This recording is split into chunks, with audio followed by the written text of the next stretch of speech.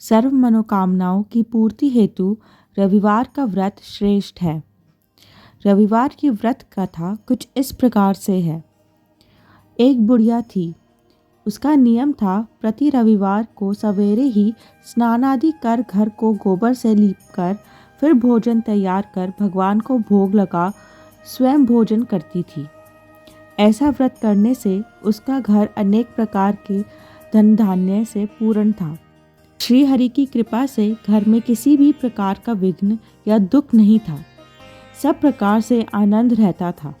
इस तरह कुछ दिन बीत जाने पर उसकी एक पड़ोसन जिसकी गौ का गोबर वह लाया करती थी, विचार करने लगी, ये वृद्धा मेरी गौ का गोबर ले जाती है, इसलिए गौ को घर के भीतर बांधने लगी। इस कारण से वह बुढ़िया गोबर ना मिलने से रविवार के दिन अपने घर को ना लीप सकी।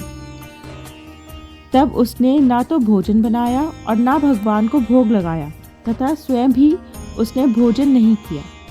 इस प्रकार उसे निराहार व्रत किए रात्रि हो गई। वह भूखी प्यासी सो गई। रात्रि में भगवान ने उसे स्वप्न दिया और भोजन न बनाने तथा भोग न लगाने का भेद पूछा। वृद्धा ने गोबर न मिलने का कारण कह सुनाया। तब भगवान ने कहा कि माता, हम तुमको ऐसी गौ देते हैं जिससे सभी इच्छाएं पूर्ण होती हैं, क्योंकि तुम हमेशा रविवार को गौ के गोबर से लीपकर भोजन बनाकर मेरा भोग लगाकर खुद भोजन करती हो। इससे मैं खुश होकर तुझे ये वरदान देता हूँ, क्योंकि ऐसे करने में मैं अत्यंत संतुष्ट होता हूँ। निर्धन को धन और बांझ को पुत्र देकर दुखों को दूर करता हूँ तथा अंत समय में मोक्ष देता हूँ।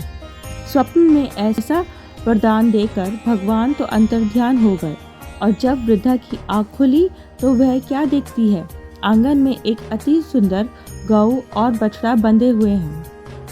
वह गौ और बछड़े को देखकर अत्यंत प्रसन्न हुई और उसको घर के बाहर बांध दिया।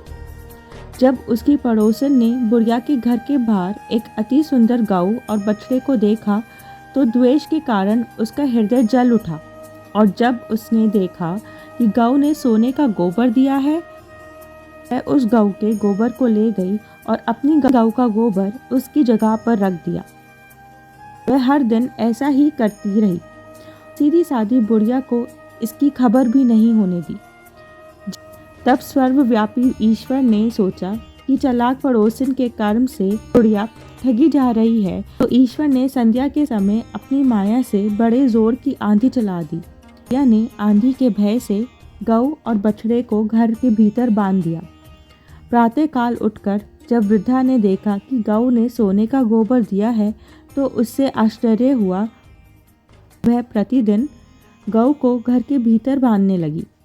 उधर पड़ोसन ने देखा कि गौ घर के भीतर बंधने लगी है और उसके सोने का गोबर उठाने का दांव नहीं चला, तो ईर्ष्या से जल उठी और कुछ उपाय ना देख पड़ोसन ने उस देश के राजा की सभा में जाकर कहा, महाराज, मेरे पड़ोस में एक वृद्धा के पास एक ऐसी गौ है जो आप जैसे राजाओं के ही योग्य है। वह नित्य सोने का गोबर देती है। आप उस सोने से प्रजा का पालन करिए। वह वृद्धा इतने सोने का क्या करेगी? राजा ने ये बात सुन अपने दूतों को वृद्धा के घर से गौ लाने की आज्ञा दी। वृद्धा प्रातः ईश्वर का भोग लगा भोजन ग्रहण करने ही जा रही थी कि राजा के कर्मचारी गौ खोलकर ले गए। वृद्धा काफी रोई, चिल्लाई, परंतु कर्मचारियों के समक्ष कोई क्या कहता। उस दिन वृद्धा गौ के वियोग में भोजन ना खा सकी। रात भर रो रो ईश्वर से गौ को पुनः पाने के लिए प्रार्थना करती रही। उधर राजा गौ को देख बहुत प्रसन्न हुआ, लेकिन सुबह जैसे ही वह उठा, सारा महल गोबर से भरा दिखाई देने लगा। राजा यह देख घबरा गया। रात्रि में राजा को भगवान ने सपने में कहा था, हे राजा, ये गौ वृद्धा को लौटाने में ही तेरा भला है।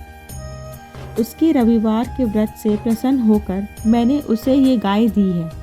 प्रातः होते ही राजा ने उस बुढ़िया को बुला बहुत से धन के साथ सम्मान सहित गौ और बछड़ा लौटा दिया और उसकी दुष्ट पड़ोसिन को बुलाकर उचित दंड दिया।